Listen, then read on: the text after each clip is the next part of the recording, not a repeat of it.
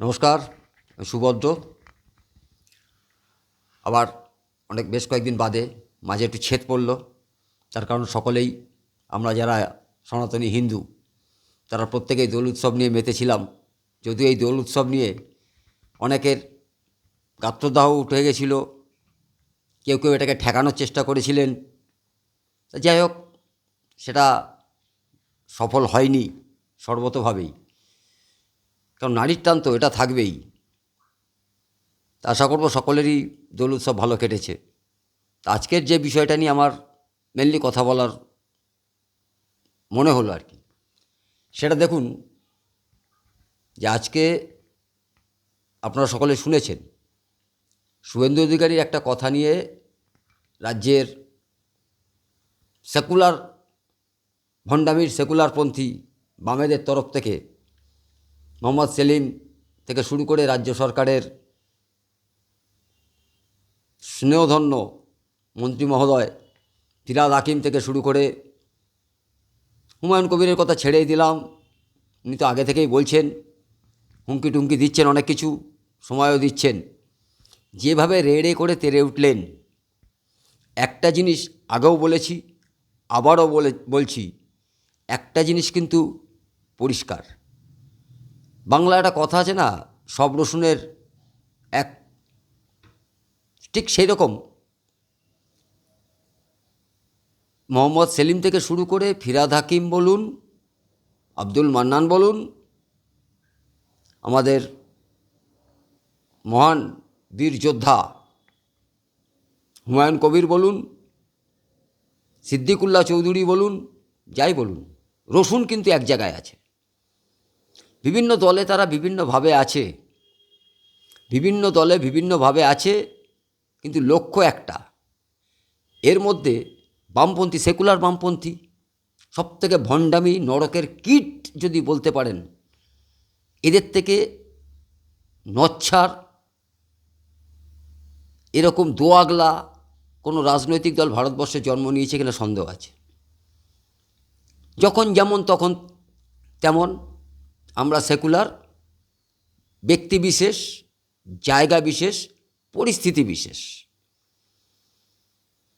সেলিম ভাই, আপনার কাছে একটা প্রশ্ন করি, সম্প্রীতি নষ্ট হচ্ছে, অবশ্যই শুভেন্দু অধিকারী সনাতনীদের নিয়ে কথা বলছে, সম্প্রীতি তো নষ্ট হবেই, কিন্তু আপনি একবারও কি শুনেছিলেন ফিরহাদ হাকিমের দাওয়াতের কথা? আপনার সম্প্রীতি নষ্ট, ওটা আপনার মনের কথা ছিল। আপনি একবারও শুনেছিলেন কি হুমায়ুন কবিরের হিন্দুদেরকে কেটে ভাসিয়ে দেওয়ার কথা? আসলে ওটা আপনার সুপ্ত মনের বাসনা ছিল, জাতে তো এক। আর স্বভাবতই কাক কাকের মাংস খায় না, আপনি তাদের বিরুদ্ধে কেন লড়াই করবেন? আপনাদের হদিশ টদিশে আছে, স্বজাতির বিরুদ্ধে লড়াই করা যাবে না তো, এরা তো বিধর্মী না। আপনার পার্টির দলিলেও সেখানে উল্লেখ করেছেন হিন্দু আগ্রাসন রোধ করতে হবে, হিন্দুদের বিরোধিতা করতে হবে। তা আপনারা যে বলেছেন, সাম্প্রতিক আবার দেখলাম এক এমএলএ, তিনি বলছেন ওই এলাকার হিন্দু ভোটারদেরকে ভোট দিতে দেওয়া যাবে না। কোন জায়গায় আছি? কিন্তু যারা সেখানে পাশে দাঁড়িয়ে শোনেন, সিপিএমের 100 টাকায় বলি, 100 টাকা থেকে শুরু করে 4 আনা পর্যন্ত নেতারা, তারা অনেকেই সেখানে ছিলেন বা শুনেছেন মোহাম্মদ সেলিমের এই কথা। তাদের মধ্যে বর্তমান পশ্চিমবঙ্গের জনবিন্যাস অনুযায়ী, ধর্মীয় রেশিও অনুসারে নিশ্চয়ই তাদের মধ্যেও 60 to 70% হিন্দু ছিল। তারা কিন্তু মেনে নিয়েছেন, অর্থাৎ তারা সেকুলার না, তাই তারা বলতে পারেন যে আমরা হিন্দু বিরোধী, হিন্দুদেরকে খতম করতে হবে, এর বিরুদ্ধে স্টেপ নিতে হবে, 1000 একটা মামলা করতে হবে, এটা নিতে পারেন। একইভাবে বর্তমান সরকারের যারা, যে সমস্ত নেতা নেত্রী যারা বলছেন, গর্ব করে বলছেন আগে আমি মুসলমান, তারপরে আমি তৃণমূল। অর্থাৎ এর আগের কয়েকটা ভিডিওতেও একই পরিসংখ্যান দিয়ে বলেছিলাম যে যদি কোনো কারণে 147 মুসলিম বিধায়ক তৈরি হয়, এর মধ্যে তিনি আবার বলেছেন বাংলার সমস্ত আসন আমি প্রার্থী দেবো, অর্থাৎ যে যার হিসাব বুঝে নিতে চাইছেন। এটা কতটা ফলপ্রসূ হবে আমার জানা নেই, তার কারণ এর আগেও সিদ্দিকী ভাইজান তিনিও অনেক হুঙ্কার টুঙ্কার ছেড়েছিলেন যে ডায়মন্ড হারবার বুঝে নেবেন গত লোকসভা নির্বাচনের আগে। তারপরে কোনো অদৃশ্য কারণে জানি না আর তাকে খুঁজে পাওয়া গেল না। অর্থাৎ মাঝে মধ্যে আসতে হবে, আমাদেরকে একত্রিত হতে হবে। এরা যে একত্রিত হতে চাচ্ছে, আপনার কি ধারণা যে 147 হয়ে যাওয়ার পরে কল্যাণ বন্দ্যোপাধ্যায় বলুন, মদন মিত্রই বলুন, দিদি বলুন, পিসি বলুন, ভাইপো বলুন, কেউ পশ্চিমবঙ্গের ক্ষমতা থাকবেন? বিজেপির কথা ছেড়ে দিন, ওটা তো একটা সাম্প্রদায়িক পার্টি, ওটার কথা ছেড়ে দিন। নাকি সুজন চক্রবর্তীরা থাকবেন? সুজনবাবুও কোনো অবজেকশন করেননি এই সেলিমের কথা, তার কোনো, উনিও সেকুলার। ওনার বাবা হয়তো হিন্দু টিন্দু ছিলেন, বুদ্ধদেব ভট্টাচার্য থেকে জ্যোতি বসু প্রত্যেকেই হিন্দু ছিলেন। তারা ওপার বাংলায় যতদিন ছিলেন তখন হিন্দু ছিলেন, তখন সেকুলার হননি। লাত খেয়ে হোক, তাড়া খেয়ে হোক, প্রাণের ভয়ে হোক চলে আসতে বাধ্য হয়েছিলেন। যেভাবে পশ্চিমবঙ্গের অধিকাংশ মানুষ ওপার বাংলা ছেড়ে এপারে চলে এসেছে, সনাতনী হিন্দুরা তারাও এসেছিলেন। সেখানে কিন্তু কমিউনিজম গেলাতে পারেননি, পারবেন না। পৃথিবীর ইতিহাসে এমন কোনো মুসলিম কান্ট্রি নেই যেখানে কমিউনিস্টের অস্তিত্ব আছে, যেখানে কমিউনিস্ট শাসক হিসাবে আছে। কারণ কি জানেন? সমগোত্রীয়। তো সমগোত্রীয় এক জায়গায় থাকে নাকি? দুটো দুই মেরুর নত। সমগোত্রীয় হলেই উত্তর মেরু চুম্বকের আকর্ষণ করে, বিকর্ষণ করে। তা সমগোত্রীয় যেহেতু, তারা টিকতে পারেননি। টেকানোর চেষ্টা করেছেন কোথায়? ভারতবর্ষে এসে।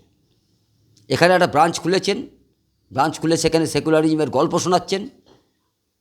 খিস্তিও আসে মুখে, জোপার থেকে এলি তাড়া খেয়ে ভুলে গেলি সব, বড্ড বড় সেকুলার। আবার এই সেকুলারিজমের ব্যাপার আছে। রেজ্জাক মোল্লা কিন্তু হজটজ করতে গেলে আবার সেকুলার না, ওখানে কিন্তু ধর্ম আফিম না, ওখানে একদম আফিম না। তার কারণ ওরা মুসলিম। কিন্তু সুভাষ চক্রবর্তী যদি তারাপীঠে পুজো দিতে যায়, এটা ধর্মবিরুদ্ধ কাজ, পার্টির গাইডলাইনের বাইরের কাজ। ন্যাকামি একেবারে কান গরম করে দেওয়ার দরকার। এদের কান চাপাটি গরম করে দেওয়ার দরকার। একটা স্ট্যান্ড পয়েন্টে থাক, উলু খেগুলের মতন একবার এ পার্টি একবার ও পার্টি, তার সাথে যোগ, একবার এর সাথে যোগ, একবার ওর সাথে যোগ। এখন অস্তিত্ব খুঁজে লড়াই চলছে। 34টা বছর রাজত্ব করেছি, মানুষ সব যেন ভুলে গেছে। পশ্চিমবঙ্গের মানুষ আমরা আবার নতুন করে ফিরে আসব, নতুন উদ্যমে নতুনভাবে আমরা পশ্চিমবঙ্গে ফিরে আসব, সেগুড়ে বালি। এটাও ঠিক, পৃথিবীর ইতিহাসে একবার যেখান থেকে গেছে সেখানে আর ফেরেনি। কাজে আপ্রাণ চেষ্টা করতে হবে, যদি আমরা না ফিরতে পারি অন্তত আমাদের সমগোত্রীয় কেউ ফিরুক। আমাদের INDIA ইন্ডিয়া জোট, সে ইন্ডিয়া জোটের কেউ ফিরুক, কংগ্রেস ফিরুক, ইন্ডিয়া জোটের তৃণমূল ফিরুক, অসুবিধা কোথায়? আমরা তো তাদের সাথে ফিশ ফ্রাই চুক্তি করেছিলাম। বড় ভাষণদার বামপন্থীরা ছিলেন তো বিরোধী দলে 5 বছর, কোন কাম্যটা করেছেন? যে এত অপরাধ, এত ক্রাইম, এত দুর্নীতি আপনাদের মুখ দিয়ে তো কোনোদিন শুনিনি, আপনারা টের পাননি। এখনও নাকে ফিশ ফ্রাইয়ের গন্ধ ছুটছে। আর আজ পর্যন্ত বামপন্থীদের কোনোদিন শুনেছেন যে ভারতবর্ষের এই প্রধানমন্ত্রীটা ভালো ছিল? স্বাধীনতার পরে তো এত প্রধানমন্ত্রী হয়েছে বিভিন্ন রাজনৈতিক দলের, কোনোদিন শুনেছেন তারা ভালো ছিল, এই প্রধানমন্ত্রীটা ভালো ছিল? একজনও ভালো ছিল না। তার কারণ তাদের পূর্বসূরি যারা, তারাই বলতেন পার্লামেন্ট শুয়োরের খোয়ার। এই পার্লামেন্ট শুয়োরের খোয়ার, সেই পার্লামেন্টে এদেরকে দেখতে চান বাংলার মানুষ? আর কোথায় ঢুকবেন ওখানে? একটা শুয়োরের খোয়ারে কারা থাকে বলুন তো? আজ পর্যন্ত কোনো ভারত মনীষীকে নিয়ে হালে ঠেলায় না পড়লে বিড়াল গাছে ওঠে না, বিড়াল তপস্বীর মতন কাজ শুরু করেছেন। এই নেতাজি তো তোজোর কুত্তা ছিল আপনাদের কাছে।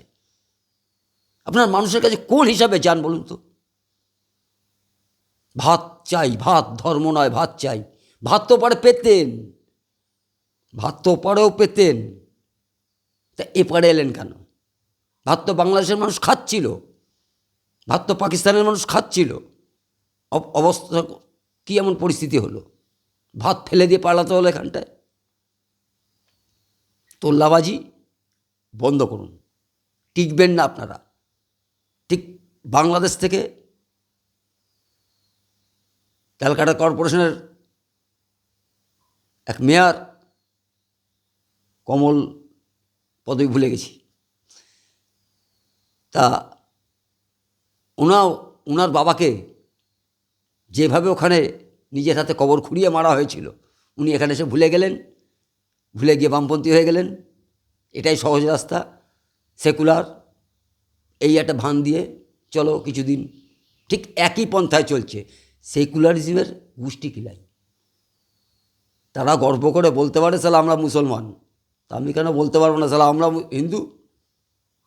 সেকুলারিজম না কারণ মানে ওই হাতে তালি মারে না, মানে নপুংসক নপুংসক মনে হয়।